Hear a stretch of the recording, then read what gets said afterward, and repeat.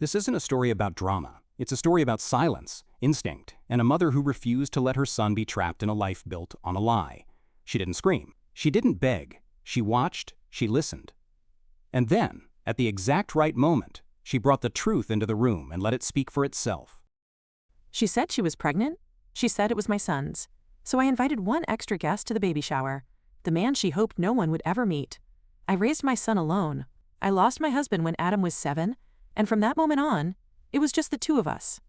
I worked 2 jobs, skipped vacations, did everything I could to give him a decent life.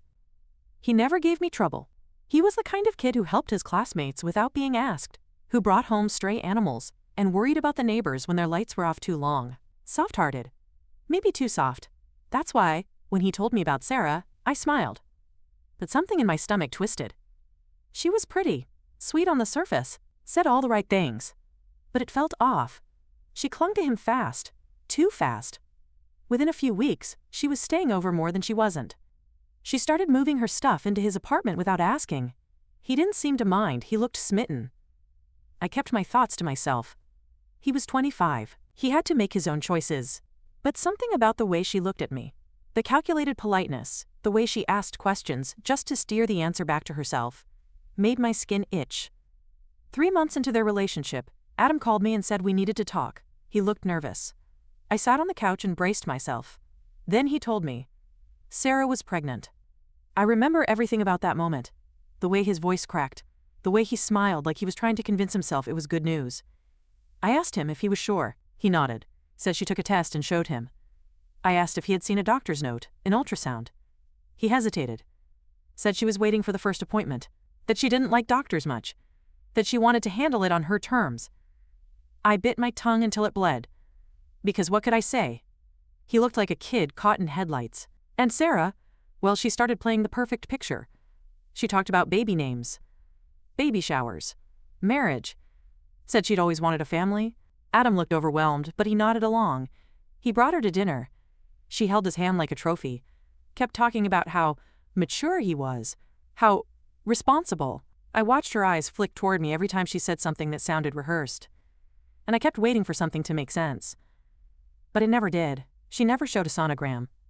Said it was too early. Never let him come to an appointment. Said the office didn't allow guests. Every time he brought up wanting to be involved, she deflected. Changed the subject. Said she was tired. Said he was stressing her out. Then she started isolating him. Said his friends weren't good for him, that they were immature, that he needed to focus on her and the baby. She asked him to quit his night classes. Said he'd have no time once the baby came. I watched my son shrink. I watched the light go out of his eyes. And still, he smiled. Said it was worth it. That he was going to be a good dad. That he just needed time to adjust. That Sarah was under a lot of pressure. I stayed silent. One night after dinner, she went to the bathroom and left her phone on the table. It lit up with a message while I was clearing plates. I wasn't trying to snoop, but I saw the name, Trevor, and the message said, "Did you tell him yet, or are you still playing house?" My stomach flipped. I didn't think. I just picked up my own phone and took a picture of the screen. Then I put everything back like nothing happened, closed the phone before she came back. I didn't say a word that night. I just smiled, cleaned the dishes, watched her laugh and joke with Adam like nothing was wrong. But inside, something cracked open, and I knew I wasn't going to let her ruin my son's life. After that night, everything changed. I didn't confront her. I didn't say a word to Adam. I just smiled, nodded, played along. But something in me had shifted. It wasn't just suspicion anymore. It was conviction. And now, I had a name. Trevor. I waited until they left. I sat at the table long after the dishes were done, staring at that photo on my phone. Just a screen with one message. But it was enough. I knew if I was going to save my son, I had to be careful. This wasn't just about feelings. It was about proof. I started small. I went online and searched her name, found her socials, found who she followed. I looked through her tagged photos, old comments, posts from months ago. That's where I saw him. Trevor. Smiling in the background at some party. Leaning too close, commenting on a picture with a little fire emoji and a wink. I clicked through to his profile. It was open. College kid. Somewhat local. Still lived 2 towns over. I scrolled back far enough and found a birthday post from Sarah. Just a selfie of them together. From 5 months ago, 3 weeks before she even met my son. I didn't sleep much that night. The next morning, while Adam was at work, I messaged Trevor. I didn't pretend to be anyone else. I told him who I was. I told him I wasn't trying to cause drama. I just needed to ask him one question, face to face. At first he ignored me. Then he said I had the wrong person. I sent him the screenshot. Just the name. Just the message. I said if he wanted me to keep his name out of this, I needed the truth now. He agreed to meet me that afternoon at a coffee shop outside town. He came in looking nervous, hoodie, ball cap, hands stuffed in his pockets. He sat across from me like he was afraid I was going to throw something. I didn't. I just asked, "How long were you and Sarah together?" He sighed, rubbed his face, said, "Off and on for a while." I asked if he knew she was pregnant. He nodded, then hesitated, said she told him she was pretty sure it wasn't his, that she had moved on, that it was better if he stayed out of it. But then he looked up and said, "But she also told me she wasn't totally sure. She said she'd figure it out once the baby came." I asked if he had seen her since she started dating my son. He said no, that she blocked him, said it was complicated. I told him it wasn't complicated anymore, that my son was planning to marry her, that she was playing house with a lie. I could see it hit him. He wasn't proud of any of it, but I could tell he didn't think it would go this far. I asked him if he would help me. Not hurt her, not shame her, just tell the truth. Let my son hear it from someone who didn't owe him anything. He said he didn't want to be involved. I said you already are. I gave him a few days to think. He messaged me the night before the baby shower, said he would do it, that if she was going to lie, she should lie in front of everyone, that maybe the truth would set all of us free. I didn't tell Adam. I didn't tell anyone. I just smiled through the decorations, helped blow up balloons, watched as they cut the cake and opened little baby clothes. Sarah glowed like a bride, posed for every picture, looked around the room like she owned it. I stood off to the side, waiting. When it came time for me to speak, I tapped a glass. Everyone turned. Sarah smiled. She thought I was finally accepting her. She thought this was her victory. I took a breath. And then I said, "Sarah, you told us this baby is my son's. You told him he had a duty, a responsibility. You built a future on that claim. But I needed to be sure. I hope you understand." That's when the door opened, and Trevor walked in. The second Trevor stepped into that room, you could feel the air change. Balloons floated, guests smiled with half-filled champagne flutes, and for a second, no one understood what was happening. Sarah froze. Her face dropped. Her hands clutched her stomach like a shield. She whispered something under her breath, then turned to my son with a look I'll never forget, like she'd just seen a ghost. Adam stood there blinking, like his brain was buffering. He looked at Trevor, then at me, then at Sarah, and he said, quietly, "What is this?" I didn't speak. I didn't need to. Trevor took 2 steps forward, cleared his throat, and said, "I'm sorry to crash this, but I think you deserve to know we were seeing each other. For a while, at the same time she started dating you." He didn't raise his voice, he didn't point fingers, he just said it plain, calm, like the words had been building up in his chest for months. Sarah jumped up, said that's a lie, said he was stalking her, said she told him to stay away.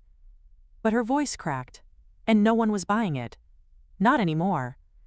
One of her friends stood up and said, "Wait, I thought you told me Trevor moved to Florida." Sarah spun on her, wide-eyed, said, "Shut up. Just shut up." Adam looked at her like he'd never seen her before. He said, "Is it true? Just answer me. Is it true you don't know whose baby this is?" She didn't answer, just stood there breathing fast, scanning the room like she was looking for an exit. Someone laughed, a short, awkward, shocked laugh from the back of the room. Then the murmurs started. You could feel it ripple through the guests, and that's when Sarah cracked. She dropped into the chair and started sobbing, loud, messy, dramatic sobs, saying she didn't mean for this to happen, that she just wanted a real family, that she was scared, that she thought maybe it could work, that she didn't want to be alone. And Adam, my sweet, good-hearted son, just stood there, frozen. No anger, no shouting, just this look of total devastation, like someone had ripped the floor out from under him. I walked over and touched his arm. He didn't move. I leaned in and said, "You don't have to do anything right now.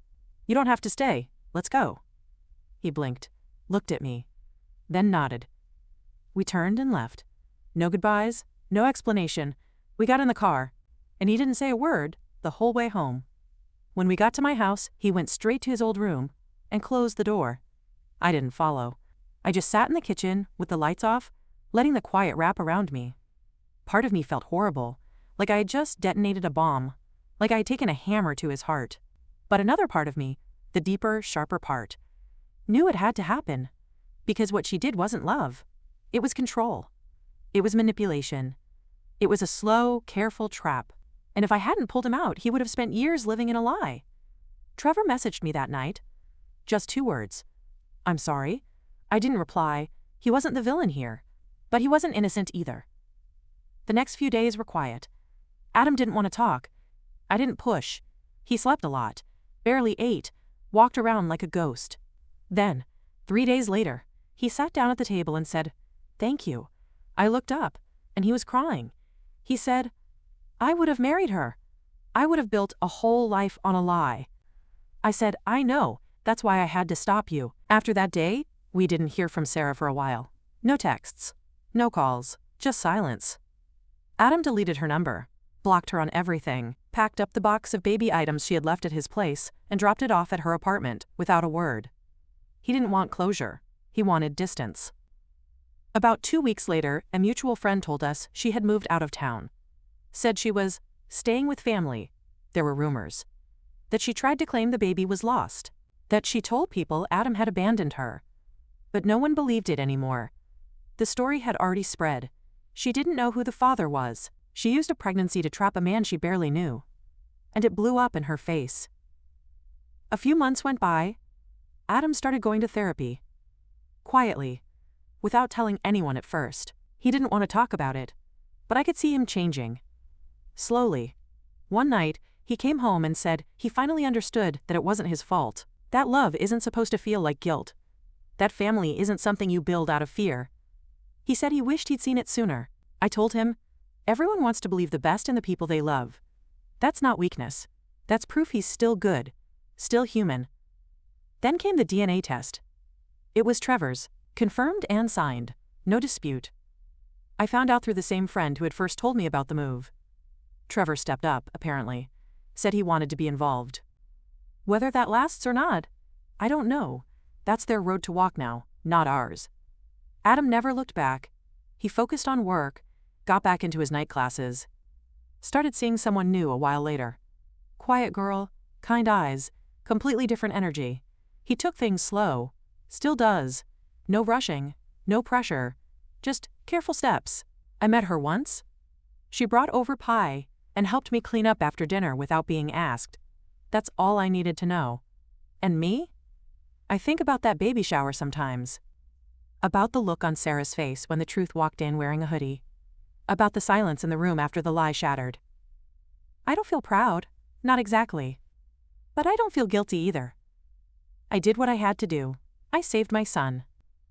And if I had stayed quiet, if I had swallowed my instincts just to keep the peace, he'd be raising a child that wasn't his, married to a woman who built her future on a lie. So no, I don't regret it. I didn't humiliate her. She did that herself. I just made sure everyone had the facts. That he had the facts. What he did with them, that was his choice. But I wasn't going to let him make it blind. Family isn't about smiling through betrayal. It's about being the last wall between someone you love and the person trying to bury them. And if that makes me the villain in her story, so be it. Because in my son's story, I'm the reason he got a second chance. So was it cruel? Maybe, but it was justice. And if I had to do it again, I'd do it twice as hard. Thank you for listening until the end. Sometimes, the people we love are too kind to see what's right in front of them. That's when someone else has to step in. Not to destroy, but to protect. If this story hit you in any way, leave a like, subscribe to the channel, and tell us in the comments. Was it justice or was it too far? We read everything you write. See you in the next story.